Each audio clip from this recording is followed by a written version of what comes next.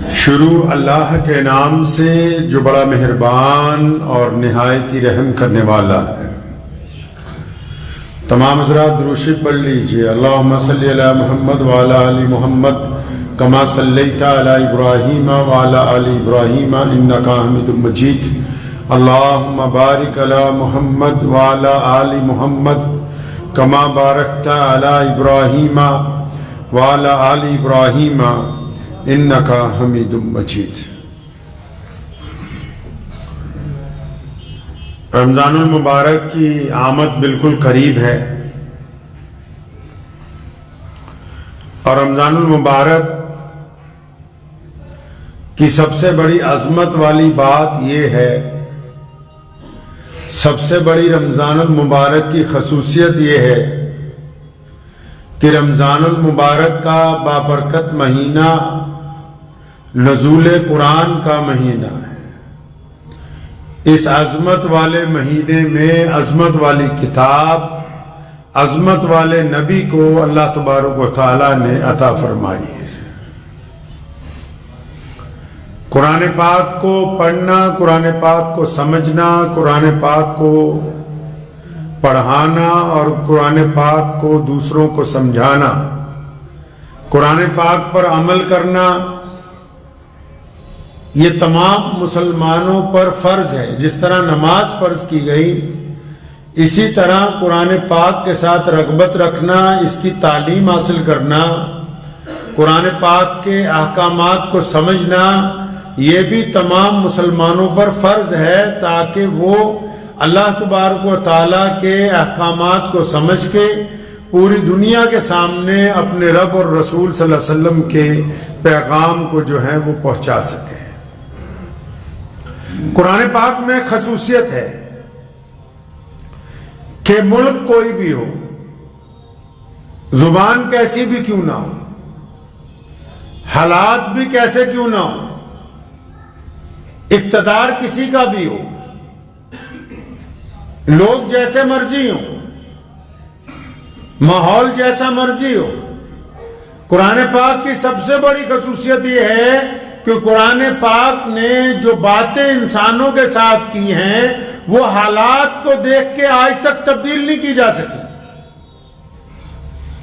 قرآن پاک کے احکامات کو تبدیل نہیں کیا جا سکتا۔ قرآن پاک جس طرح نازل ہوا اور جس انداز سے نبی علیہ السلام کو عطا ہوا ہے، اب قیامت تک قرآن پاک کے زبر کو زیر کے اندر بھی کوئی تبدیل نہیں کر سکتا۔ یہ قرآن پاک کی خصوصیت ہے کہ اللہ تعالیٰ نے اس کلام کو دنیا کے تمام انسانوں کے لیے دیا ہے۔ ہمارے ہاں تو بہت سارے لوگ یہ سمجھتے ہیں کہ قرآن پاک صرف مسلمانوں کے لیے ہے، اور بہت سارے مسلمان آج کل اللہ ماشاءاللہ ایسے ہیں جو قرآن پاک کو چھپا کے رکھتے ہیں کہ اچھا اگر کسی غیر مسلم دوست نے مانگا، کسی غیر مسلم پروفیسر نے مانگا، کسی چاہنے والے نے مانگا کہ ہم بھی دیکھیں کہ آپ کی کتاب میں کیا لکھا ہے، آپ کے رب نے کیا باتیں کی ہیں، تو 200 بار سوچیں گے بھی دیں یا نہ دیں، یہ وضو کرے گا یا نہیں کرے گا۔ اللہ کے بندے، یہ اللہ کی کتاب اللہ کی مخلوق کے لیے اللہ تعالیٰ نے اپنے خاتم النبیین کو عطا فرمائی ہے، اس کو چھپانا نہیں ہے، بلکہ دنیا کے ہر ایک فرد تک اس کی زبان میں اس کا ترجمہ کر کے پہنچانا ہے، تاکہ وہ اپنے رب کی بات کو سمجھ سکیں، اور جب وہ سمجھ لیں گے اگر کچھ ہوگا یا نہیں ہوگا، کم از کم یہ تو ضرور ہوگا کہ جن کو آپ کے متعلق غلط فہمی ہے، جن کو اسلام کے متعلق غلط فہمی ہے، جو مسلمانوں کو یہ سمجھنے لگے کہ یہ دہشت گرد ہیں، جن کے دل میں یہ بات آ گئی کہ نعوذ باللہ قرآن پاک نے دہشت گردی کی بات کی ہے، جب وہ قرآن کو پڑھیں گے، قرآن کو سمجھیں گے، قرآن کی آیتوں کو سمجھیں گے، تو ان کو پتہ لگے گا کہ قرآن پاک نے جہاں جہاں ظلم کے خلاف اعلان کیا تو وہ ظالموں کے لیے کیا گیا، مظلوموں کے حق میں کیا گیا۔ قرآن پاک وہ واحد کتاب ہے جو انسانوں کی ہمدردی کی بات کرتی ہے، اور جن کو اس کتاب کا وارث بنایا گیا وہ اس کتاب کو چھپاتے پھر رہے ہیں۔ اس سے زیادہ بدقسمتی کی بات اور کیا ہو سکتی ہے؟ جن کو وارث بنایا اس کتاب کا، قرآن پاک کی خصوصیت پتہ کیا ہے؟ آپ کو پتہ ہے نبی علیہ الصلوۃ والسلام سے پہلے جتنے بھی رسول آئے ان کو کتابیں دی گئیں، صحیفے دیے گئے، لیکن اللہ کی طرف سے پابندی تھی کہ جو جس نبی کو کتاب دی جائے گی اس کا حافظ صرف نبی ہی ہوگا، جس کو عطا کی جائے گی اسی کو یاد رہے گی۔ یہ محمد رسول اللہ نے ہم پر کرم فرمایا کہ اللہ نے جب ان کو قرآن عطا کیا تو انہوں نے پوری امت کو حفظ کرنے کی اجازت دے دی، ورنہ قرآن کے علاوہ کسی نبی کی کوئی ایسی کتاب ہے ہی نہیں جو ان کی امت میں کسی نے حفظ کی ہو۔ یہ عظمت بھی اگر عطا کی گئی تو قرآن پاک کو عطا کی گئی ہے، یہ مرتبہ بھی اگر ملا ہے تو صرف قرآن پاک کو عطا کیا گیا، اور اس مرتبے عطا کرنے کی وجہ سے دیکھیے پہلی امتوں کی کتابیں محفوظ نہیں رہیں، اور جو محفوظ بھی تھیں ان میں رد و بدل ہو گیا۔ موسیٰ علیہ السلام کے صحیفے، ان کے پاس جو توریت تھی، جو انجیل تھی، وہ محفوظ نہیں رہی، لیکن قرآن پاک محفوظ کیوں ہے؟ کیونکہ نبی علیہ السلام نے اپنی امت کے سینوں میں اس کو محفوظ کر دیا، اپنی امت کے کروڑوں دلوں کے اندر اس کا گھر بنا دیا۔ اب کوئی چاہے بھی تو اس کے اوراق میں کسی زبر کو زیر میں، کسی پیش کو نہیں تبدیل کر سکتا۔ کیوں؟ کیونکہ یہ کروڑوں دلوں میں محفوظ ہے۔ اللہ تعالیٰ نے اس کی حفاظت کا کائنات میں انوکھا انتظام کیا کہ دشمن بھی چاہے تو وہ قرآن پاک کے حروف کو تبدیل نہیں کر سکتا ہے۔ بہت سارے لوگ یہ سمجھتے ہیں کہ قرآن پاک صرف شاید ناظرہ پڑھنے کی کتاب ہے، ناظرہ پڑھنے کا ثواب ہے، اس میں کوئی دو رائے نہیں۔ قرآن پاک کو تراویح میں سننے کا ثواب ہے، اس میں کوئی دو رائے نہیں۔ قرآن پاک کو گھر میں پڑھنے کا ثواب ہے، اس میں کوئی دو رائے نہیں ہے۔ قرآن پاک کی ایک ایک آیت اور ایک ایک آیت کے ہر ایک لفظ میں اللہ نے بڑی عظمت رکھی ہے، ایک ایک لفظ میں اللہ نے بڑی عظمت رکھی ہے۔ بسم اللہ بھی اگر آپ پڑھیں گے تو با کی الگ عظمت، سین کی الگ عظمت، میم کی الگ عظمت، کوئی لفظ ایسا نہیں جس کو اللہ نے عظمت والا نہ بنایا ہو، برکت والا نہ بنایا ہو، جس کے ساتھ اللہ تبارک و تعالیٰ نے برکتیں نہ جوڑ دی ہوں، عظمتیں نہ جوڑ دی ہوں، لیکن اس کے باوجود ہمیں یہ پابند کیا گیا کہ اس کو پڑھنا تو ہے، اس کو برکت کے لیے تو پڑھنا ہے، اس کو کسی کی بیماری کے لیے تو پڑھ سکتے ہیں، لیکن سب سے پہلے اس کو پڑھنا ہے تو عمل کرنے کے لیے پڑھنا ہے۔ اگر اس کی تشہیر کرنی ہے تو اپنے آپ کو سیدھے راستے پر لانے کے لیے کرنی ہے۔ اب بدقسمتی کی بات تو یہ ہے کہ ہم نے قرآن پاک کو اس کے نزول کے مطابق، قرآن پاک کو اس کے مقصد کے مطابق، قرآن پاک کو اس کے ترجمے کے مطابق پڑھنا بالکل بند کر دیا ہے۔ ہم پریشان کیوں ہیں؟ ہم کیوں پریشان ہیں؟ کیونکہ ہم نے قرآن پاک کو ترجمے کے ساتھ پڑھا نہیں۔ ہم قرآن پاک کو دم کرنے کے لیے استعمال کرتے رہے اور قرآن پاک کو ترجمے کے ساتھ نہیں پڑھا۔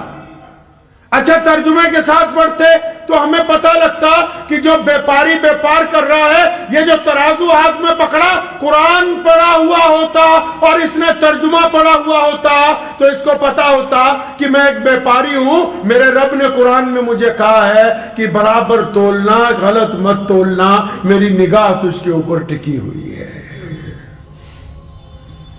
کیونکہ قرآن نہیں پڑھا اس لیے افسر تو بن گیا ہے، اقتدار میں تو آ گیا ہے، لیکن بڑے لوگوں کو کچھ کرنے کے لیے کام کرتا ہے، اپنی مرضی کے مطابق قرآن کرتا ہے۔ لیکن اگر قرآن پڑھا ہوتا تو پھر اس کی بات سمجھ آ جاتی کہ میں کلمہ لا الہ الا اللہ محمد رسول اللہ پڑھنے والا ہوں، میں انصاف کا قلم لے کے بیٹھا ہوں، میں کسی کو مسلمان ہونے کی وجہ سے چھوڑ نہیں سکتا، کسی کو غیر مسلم ہونے کی وجہ سے سزا نہیں دے سکتا، بلکہ جو رب رسول نے انصاف کے تقاضے پورے کرنے کے لیے کہا ہے اس کے مطابق کام کروں گا۔ قرآن کیونکہ پڑھتے نہیں ہیں، ہم نے سمجھا ہی نہیں قرآن پاک کو، قرآن پاک نے ہمارے ساتھ گفتگو کی ہے بار بار. آج بھی بڑی ذمہ داری کے ساتھ یہ بات عرض کی جاتی ہے. آج بھی اگر رمضان آنے والا ہے, 2-3 دن رہ گئے, آپ قرآن پاک کو پہلے پارے سے پڑھنا شروع کیجئے اور اس کا ترجمہ ساتھ میں پڑھیے, اس کی تفسیر پڑھیے. یہ دعویٰ کیا جاتا ہے آج بھی پوری کائنات میں اگر کوئی زندہ کتاب ہے, کائنات میں کوئی زندہ کتاب جو آپ سے بات کر سکتی ہے, جو آپ کے مسائل کو سمجھ سکتی ہے, جو آپ کے دل کی باتوں کو جانتی ہے, جو آپ کی تکلیفوں کو محسوس کرتی ہے, جس کے پاس آپ کی پریشانیوں کا حل ہے, آپ قرآن پڑھنا شروع کریں گے, ایک پارے کے بعد آپ یقیناً خود اپنے آپ کو کہیں گے کہ لگتا ہے یہ کتاب آج ہی نازل ہوئی, اور یوں لگتا ہے کہ جیسے میرے لیے نازل ہوئی, ایسے لگتا ہے جیسا میرا رب میری پریشانیاں جانتا ہے, اس کو میرے دکھوں کا پتہ ہے, اس کو میری اصلیت پتہ ہے, وہ مجھے ترقی کے راستے پر لے جانا چاہتا ہے, کیونکہ قرآن پڑھا ہی نہیں, اس لیے پتہ ہی نہیں کہ اللہ تعالیٰ کا قرآن کہتا کیا ہے. کسی غیر مسلم نے اٹھ کے اگر کہہ دیا کہ قرآن پاک میں نعوذ باللہ جہاد کی آیتیں ہیں, ارے مسلمانوں کم از کم پڑھو تو صحیح قرآن کو.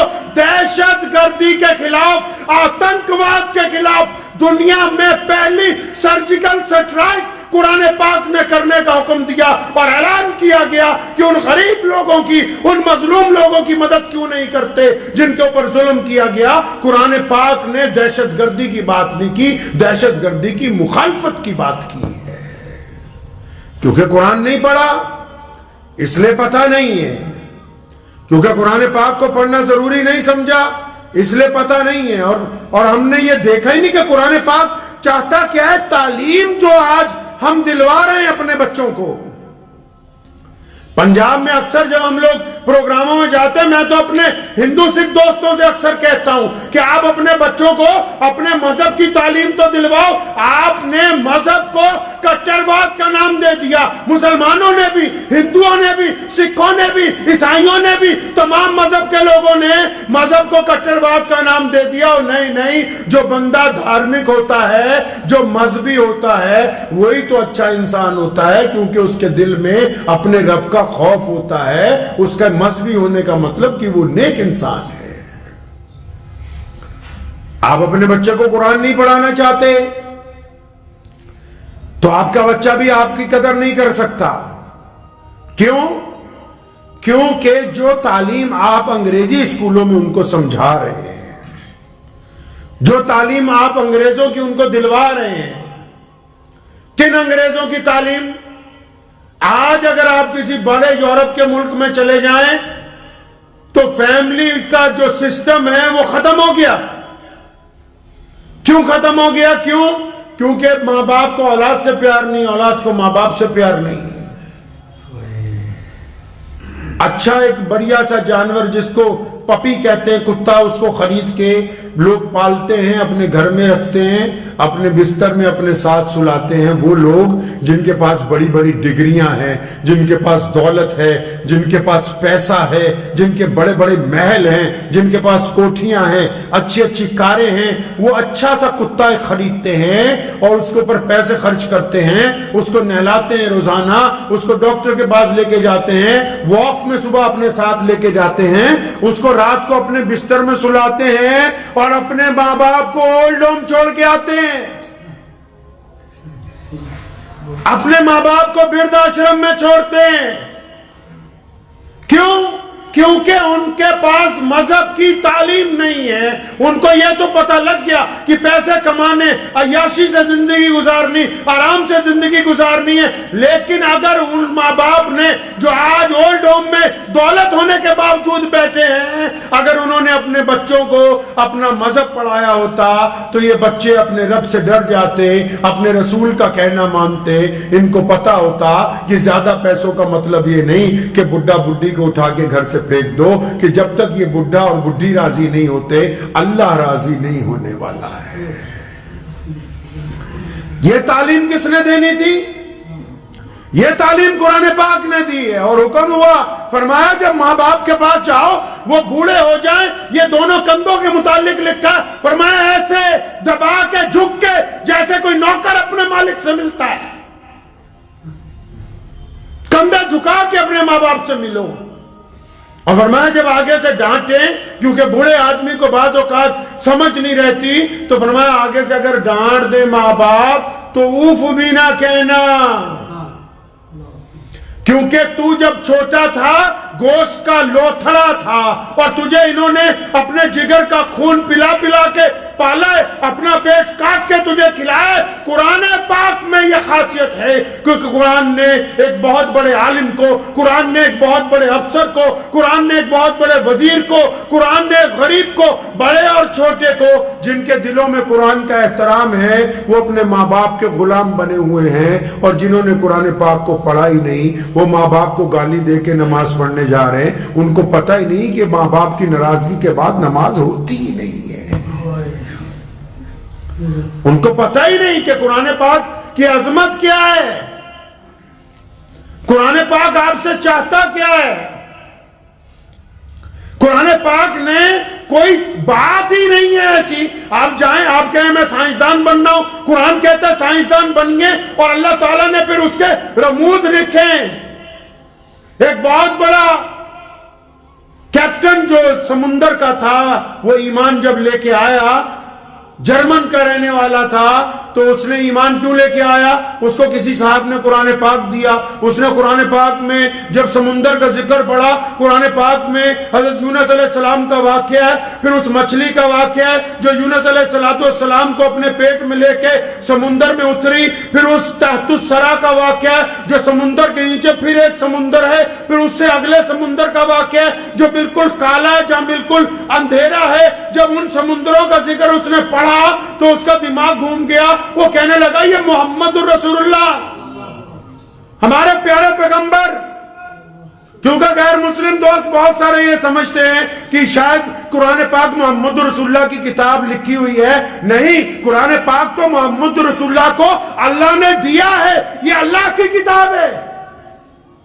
جب اس نے یہ واقعہ پڑھا سمندر کا، تو اس نے نبی علیہ السلام کی زندگی پر کتابیں منگوا لی کہ میں یہ پڑھوں گا کہ وہ کون سے جہاز میں بیٹھے تھے، کون سے کپڑے استعمال کیے تھے، کس طرح آج سے 1450 سال پہلے سمندر کے نیچے چلے گئے. ان کو کیسے پتا ہے کہ سمندر کے نیچے ایک اور سمندر ہے؟ کہ میری زندگی تو 50 سال گزر گئی، مجھے پہلی طے کا پتا ہے، مجھے پتا ہے کہ اس کے نیچے ایک اور جگہ ہے، لیکن ہم جا نہیں سکے. یہ قرآن کیسے باتیں کرتا ہے کہ اتنی نیچے جا کے تحت الثری میں وہ اتر گئی ہے مچھلی. تو وہ بڑا حیران ہوا کہ لگا محمد رسول اللہ کی زندگی پڑھنی ہے، کون سی کشتی استعمال کی، کون سے کپڑے استعمال کیے، کون سی گیس استعمال کی. اور جب کتابیں پڑھی پتہ لگا پیارے پیغمبر تو کبھی کشتی پر سوار ہی نہیں ہوئے، پیارے پیغمبر نے تو کبھی سمندر کا سفر کیا ہی نہیں. تو اس کو کسی بتانے والے نے بتایا یہ کتاب اللہ کی کتاب ہے، یہ محمد الرسول اللہ پر نازل کی گئی ہے،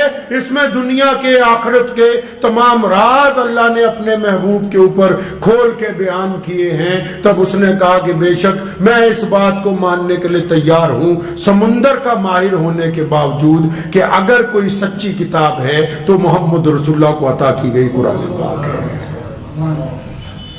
تو ہمیں تو ماشاءاللہ اللہ تعالیٰ نے اس قرآن پاک کو ہمارے گھروں کے اندر عطا فرمایا. ہم نے کیا کیا قرآن پاک کے ساتھ؟ کل مجھے ایک مولانا صاحب کا فون آیا، تھوڑی ناراضگی میں بول رہے تھے کہ حضرت آپ نے کہہ دیا گھروں میں تراویاں مت کراؤ، پھر یہ حافظ بیچارے، تو یہ حافظ اس لیے تو نہیں بن گئے کہ ان کو چند پیسوں کی ضرورت ہے، یہ اللہ تبارک و تعالیٰ کے قرآن کے محافظ ہیں، جو ان کا درجہ ہے تمہاری عقل وہاں تک پہنچ ہی نہیں سکتی. تمہیں 5-10 ہزار 50 ہزار نظر آ رہے ہوں گے، قرآن کے ساتھ کھلواڑ کرنا چاہتے ہو، کیونکہ جن کی غیرت مر گئی نا، جن کا ضمیر مر گیا ہے. اصل موت وہ نہیں ہوتی جب بندے کی سانس رک جاتی ہے، اصل موت وہ ہے جب کسی کی غیرت مر جائے. یہ غیرت ہی تو مر گئی کئی مسلمانوں کی کہ 3 دن میں قرآن ختم کرانا ہے، اور ان 3 دن کے قرآن پاک میں باہر بیڑیاں پیے، باہر پان کھائیں، باہر چائے پیے، اور جب یہ امام 2 بارے پڑھنے کے بعد رکوع کرے، ہائی کرتے ہوئے دوڑتے ہوئے آؤ اور رکوع میں شامل ہو جاؤ. یہ غیرت ہی تو مر گئی کہ خدا کے عذاب کو للکارتے پھرتے ہو تم. اور بے ادبی کس کو کہتے ہیں؟ اور دین میں گنڈا گردی کس کو کہتے ہیں؟ اسلام کو چھوڑا قدم قدم پر، تبھی تو آج سریا سے زمین پر آ کے گر گئے۔ قدم قدم پر دین میں گنڈا گردی کرنے کی کوشش کرتے ہیں۔ کیا اس لیے اللہ تبارک و تعالیٰ نے قرآن پاک ہمیں عطا فرمایا تھا؟ ارے رمضان کا مقدس مہینہ ہے، رمضان میں تو بات ہی قرآن پاک کی ہونی چاہیے۔ رمضان میں آپ کو پتا ہے جب کوئی قاری قرآن پاک کو پڑھتا ہے اپنی خوش لحان آواز میں، جیسے ابھی آپ کوئی نعت پڑھنے والا نعت پڑھے گا یا کوئی ابھی یہاں قاری قرآن پڑھنے لگ پڑے، تو اگر کوئی مجمع نہ بھی ہو، جہاں جہاں آواز جائے گی لوگ آنے لگیں گے، بھیڑ اکٹھی ہونے لگے گی۔ جب کوئی قاری اللہ کا قرآن پڑھتا ہے، حدیث پاک کا مفہوم ہے کہ فرشتے دوڑ دوڑ کے آنے لگتے ہیں اس قرآن کو سننے کے لیے، کیونکہ فرشتوں کو قرآن سننے کی تو اجازت ہے، پڑھنا ان کو نہیں آتا، وہ پڑھنے نہیں قابل، اس لیے وہ جب کوئی قاری قرآن پڑھتا ہے لپک لپک کے سننے کے لیے آتے ہیں، اور جن کو اللہ نے خود پڑھنے کی ہمت عطا کی ہو وہ قرآن پاک پڑھنے کے لیے تیار نہیں ہے۔ یہ جن کے دماغ میں ہے نا کہ دوسروں سے پڑھوا لیں گے، ہر ایک رمضان میں اگر آپ ناظرہ بھی پڑھتے ہیں تو کم از کم ایک قرآن پاک ختم کرنا ضروری ہے۔ اگر آپ کو ٹوٹا پھوٹا طریقے سے بھی پڑھنا آتا ہے تب بھی یہ عذر نہیں ہے کہ جی ہماری روانگی نہیں ہے، یہ کوئی عذر نہیں۔ اچھا تمہارے دانت نکل جائیں تب بھی آرام سے گوٹیاں کھاتا ہے دبا دبا کے۔ قرآن پاک اگر آہستہ پڑھنا آتا ہے تو پڑھے ہی نا۔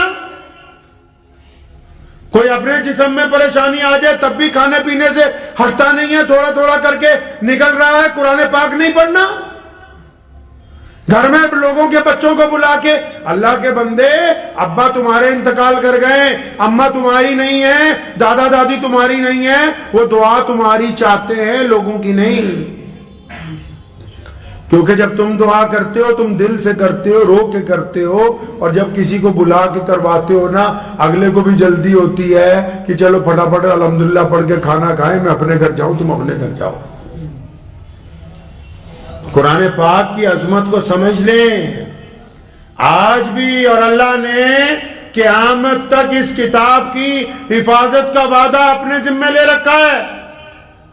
سنو قرآن پاک کی عظمت۔ آپ کو اس بات سے قرآن کی عظمت سمجھ نہیں آئی یار کہ یہ دیکھو ابھی پیچھے فرانس میں، ڈنمارک میں 2-3 شرارتی لوگوں نے قرآن پاک جلانے کی بات کی، پوری کائنات میں ان کو ایک ہی کتاب ملی۔ اندازہ لگاؤ قرآن پاک کی عظمت کا کہ دشمن کو آج بھی اس کتاب سے کتنا ڈر لگتا ہے۔ اس بات سے اندازہ لگاؤ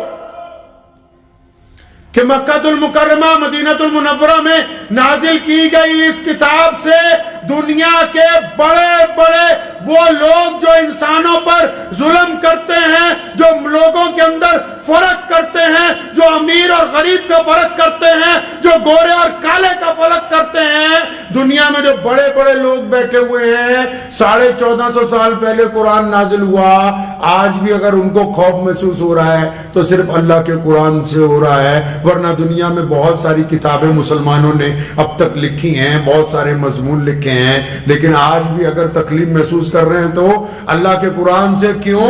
قرآن عظمت کی بات کرتا ہے، قرآن برابری کی بات کرتا ہے، قرآن رواداری کی بات کرتا ہے، قرآن بھائی چارے کی بات کرتا ہے، قرآن اونچ نیچ کو ختم کرنے کی بات کرتا ہے، قرآن مظلوم کا ساتھ دینے کی بات کرتا ہے، قرآن برابر تولنے کی بات کرتا ہے، قرآن انصاف پر فیصلے کی بات کرتا ہے۔ قرآن پاک جیسی بات کوئی کرتا ہی نہیں۔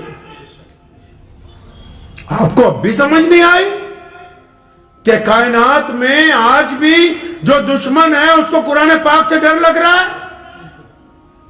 ارے کوئی کسی کی مخالفت کیوں کرتا ہے بھائی؟ دنیا میں رواج ہے نا، عام بھی رواج ہے کہ نہیں؟ محلوں میں، گلی محلے میں آپ بھی اگر کسی کی مخالفت کرتے ہیں 2 ہی وجہ ہوتی ہیں، یا تو بندہ خراب ہوتا ہے یا بہت زیادہ پاور میں چلا جاتا ہے۔ ہاں جی، تو جو بندہ زیادہ پاور میں چلا جاتا ہے تو جو اس کے برابر نہیں پہنچ سکتے ان کے پاس کیا باقی رہ جاتا ہے جی؟ اس کی مخالفت باقی رہ جاتی ہے۔ تو مسلمانوں اگر تمہیں اس طرف عظمت نہیں سمجھ آ رہی، کم از کم قرآن پاک کی مخالفت کرنے والوں کو تو سن لو۔ قرآن پاک کے جو خلاف بول رہے ہیں بڑے بڑے ملک، فرانس جیسے، جرمن جیسے، ہالینڈ جیسے، کم از کم ان کو تو دیکھو بھئی تمہیں قرآن پاک سے کیا تکلیف ہو گئی۔ اگر ان کے پاس بیٹھ کے تکلیف کی بات کرو گے وہ کہیں گے یار قرآن تو لوگوں کو، مردوں کو آنکھیں جھکانے کی بات کرتا ہے، قرآن تو عورتوں کو پردے کی بات کرتا ہے، یہ عورتیں اگر پردہ کریں گی، یہ مرد اگر آنکھیں جھکا کے چلیں گے تو ہماری کاسمیٹک کا سامان کون خریدے گا، ہماری عیاشی کے اڈے کیسے چلیں گے، ہماری بدماشی کے مرکز کیسے قائم ہوں گے۔ یہ تو ہمارا جو ہم نے ادیوگ لگایا عیاشی کے لیے، قرآن تو اس کو بند کرنے کی بات کرتا ہے۔ ان کو جا کے پوچھو کہ تمہیں قرآن پاک سے کیا تکلیف ہے، وہ قرآن تو مکمل تولنے کی بات کرتا ہے، ہم تو 10 ملی میٹر لکھ کے 900 ملی میٹر شیشی میں ڈالتے ہیں، ہر ایک پر 100 گرام بچاتے ہیں۔ اگر قرآن کے حکم کے مطابق چلتے ہیں پھر تو ہماری ٹھگی ٹھوری کا دھندا بند ہو جاتا ہے۔ قرآن تو مظلوموں کا ساتھ دینے کی بات کرتا ہے، قرآن تو یتیم کو عزت دینے کی بات کرتا ہے، قرآن اپنی بہن کو حصہ دینے کی بات کرتا ہے، قرآن ماں کے پیروں میں جنت کی بات کرتا ہے، قرآن والدین کے حقوق کی بات کرتا ہے۔ وہ کہتے ہیں اگر اس کے کہنے کے اوپر چلیں گے پھر تو ہمارا سارا سرمایہ بڑھ جائے گا۔ لیکن یاد رکھو زندہ قومیں کامیاب وہی ہیں، کامیاب وہی ہیں کائنات میں جنہوں نے اپنے رب اور رسول کی پیروی کی ہے، جنہیں رب اور رسول کا کہنا مانا ہے۔ ہمارے پاس اللہ تبارک و تعالیٰ نے قرآن پاک جیسی خوبصورت کتاب عطا فرمائی جو ہمارے لیے مشعل راہ ہے۔ نبی علیہ السلام نے اس قرآن پاک کو بے انتہا تکالیف کے بعد ہمیں عطا کیا ہے۔ نزول قرآن کے اگر آپ واقعات پڑھیں گے، امی عائشہ فرماتی ہیں سخت سردی میں بھی اگر جب قرآن پاک نازل ہوتا تھا نبی علیہ السلام پہ تو آپ صلی اللہ علیہ وسلم کا چہرہ مبارک، پیشانی مبارک پسینے سے تر ہو جاتی تھی۔ پھر ایک جگہ لکھا ہے قرآن پاک جب نازل ہوتا تھا تو اگر سواری پر ہوتے تھے تو اتنا وزن تھا کہ سواری ہمیشہ زمین پر بیٹھ جایا کرتی تھی۔ سیدنا ابو بکر فرماتے ہیں ایک دفعہ میری ران پر سر تھا، نبی علیہ السلام آرام فرما رہے تھے، قرآن پاک کا نزول شروع ہوا، فرمایا اتنا وزن تھا مجھے محسوس ہوا کہ شاید میری ران کی ہڈی ٹوٹ جائے گی۔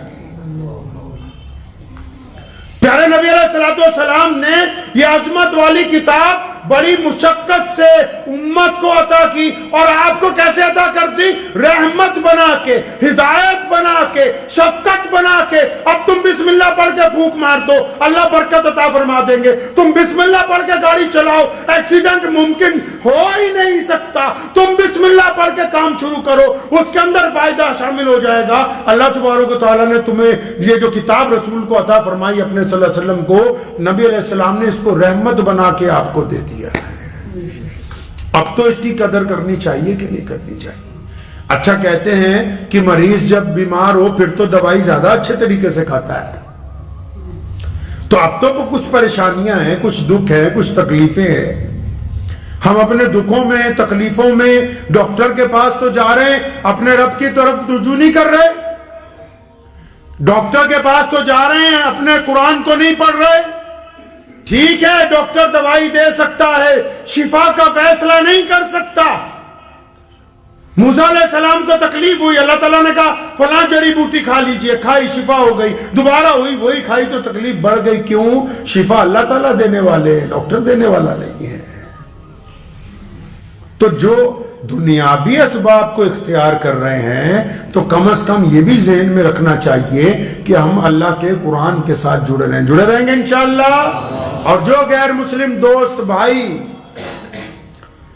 اس نیت کے ساتھ نہیں کہ ہم تو اس لیے قرآن شریف بانٹ رہے ہیں کہ پتہ نہیں فلاں بندے نے ایمان لے آنا ہے، وہ بات کی بات ہے، مقدر کی بات ہے، لیکن دنیا کے لوگوں کو یہ بتانے کے لیے کہ قرآن پاک نبی علیہ السلام پر نازل ہونے والی وہ کتاب ہے جس نے تمام انسانوں کے ساتھ رواداری کی بات کی ہے، جو تمام انسانوں کی ہمدردی کی بات کرتا ہے، جس میں کسی کی مخالفت میں، کسی کے خلاف کسی کا نام لے کے کوئی بات نہیں کہی گئی. جو غلط فہمیاں اسلام دشمن طاقتوں نے عام لوگوں کے دلوں میں ڈالی وہ کیسے دور ہوں گی؟ وہ تب دور ہوں گی جب میں اور آپ قرآن پاک کو ہدیتاً لوگوں کو دینا شروع کریں گے. قرآن پاک کو ہدیتاً لوگوں کو دینا شروع کریں تاکہ لوگ اس سے فائدہ اٹھا سکیں، اپنی غلط فہمیاں دور کر سکیں. اپنی مادری زبان میں اس کا ترجمہ کیجئے، اپنی مادری زبان میں. ہم لوگ ابھی وہاں مہاراشٹر گئے تھے تو یہ سن کے بڑی حیرانی ہوئی کہ مراٹھی میں قرآن پاک کا ترجمہ نہیں وہاں موجود تھا. کشمیر میں گئے، اس دن جموں میں پروگرام تھا، بڑی خوشی ہوئی کہ گوجری میں مولانا نے قرآن پاک کا ترجمہ کیا اور پھر وہاں کی مقامی زبان میں بخاری شریف کا ترجمہ کیا. یہ ضرورتیں ہیں، آپ اپنی زبان کو نظر انداز مت کیجئے. اپنے لب و لہجے میں، اپنی زبان میں اپنے رب کی، اپنے نبی علیہ الصلوۃ والسلام کی باتیں، ان کا ذکر اپنے حلقے کے اندر کیجئے. اگر آپ ایسا کریں گے اللہ تبارک و تعالیٰ اس کا فائدہ عطا فرمائیں گے. کریں گے انشاءاللہ؟ تو وعدہ کر لیں کہ اس رمضان میں انشاءاللہ جو ناظرے والے ہیں وہ بھی مکمل قرآن ختم کریں گے انشاءاللہ. اور اپنی اپنی مسجدوں میں 27ویں شب کو کم از کم ہمارے اکابرین کا یہ رواج رہا ہے اور تمام دنیا میں بھی یہ رواج ہے کہ قرآن سارا مہینہ سنتے تھے.